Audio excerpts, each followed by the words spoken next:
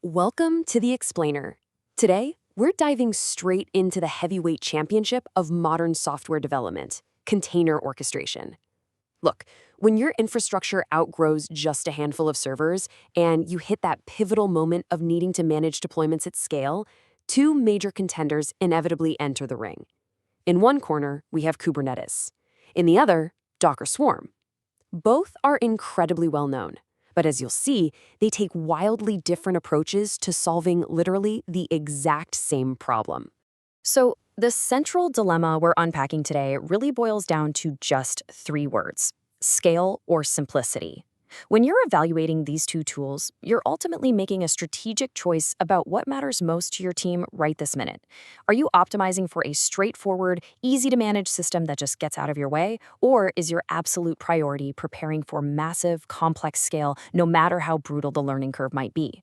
Keep that question in the back of your mind as we break all of this down. All right, let's jump right into section 1, the orchestration showdown, managing containers at scale. Before we get totally lost in the technical weeds here, let's just make sure we're on the same page. At its core, orchestration is really just about logistics, right? It's deploying, scaling, and keeping your containers running smoothly across all your servers, based on whatever the demand is doing. Both of our contenders hit this fundamental objective, but their underlying philosophies couldn't be more different. Let's meet contender number 1 in section 2, Docker Swarm. Keep it simple. So Docker Swarm is Docker's very own built-in orchestration tool, and its entire design philosophy is incredibly hyper-focused on simplicity. The real magic here is how frictionless it is. It uses the exact same standard Docker command line interfaces that you probably already use every day. Because of that, there's almost zero learning curve, meaning you can get a Swarm environment set up and running in a fraction of the time compared to basically anything else out there. If your team is looking for a really low-friction entry into orchestration without having to completely reinvent your workflow, this is a fantastic starting point. But what if you need a bit more firepower?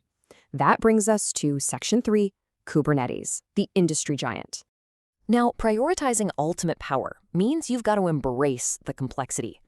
We're talking pods, services, deployments, ingress controllers, and the absolute sea of YAML files you're going to have to wrangle.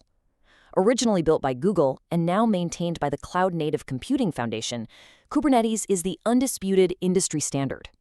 But let's be totally honest here. Getting your head around this intricate web of components, it takes serious, dedicated time. It really is a tale of two setups. With Swarm, you're practically flipping a switch and boom, you're off to the races. Kubernetes, you're basically architecting a highly complex distributed system from scratch. It takes real, significant time to get a comparable cluster properly configured. That is a massive heavy lift on day one, and you have to acknowledge that reality when you're deciding between the two. So why even take the harder path?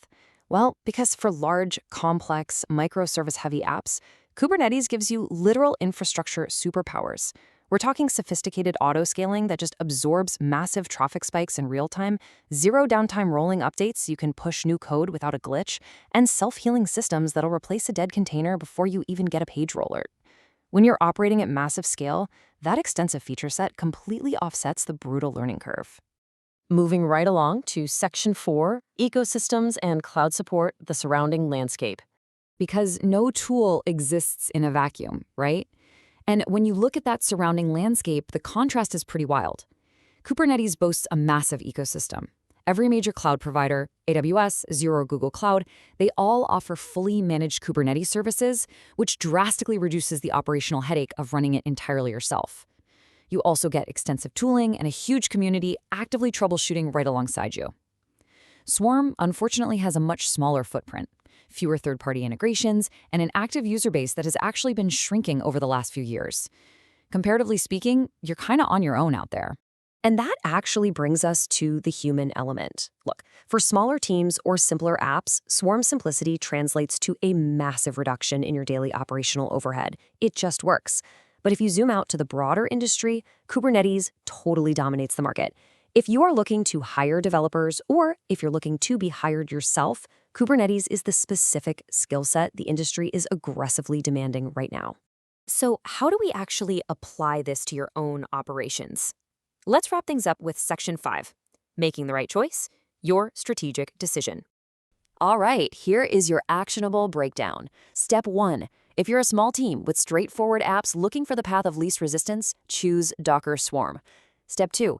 If you are building complex, highly scalable applications or you're operating across multi-cloud environments, Kubernetes is absolutely the stronger, future-proof choice. And step 3. Professionally speaking, if you want your skills to align with the highest industry demand, invest your time in Kubernetes, despite how tough it is to learn. Which brings us to a final question you really need to ask yourself. Are you building for today's convenience or tomorrow's scale? There's no single right answer here, just the answer that makes the most sense for your architecture, your team's bandwidth, and your own ambitions. Docker Swarm offers an incredibly low-friction entry point, but Kubernetes remains the undisputed champion of complex scale. Make the choice that sets you up for success. Thanks so much for joining me for this explainer, and I really hope this helps you craft your perfect orchestration strategy.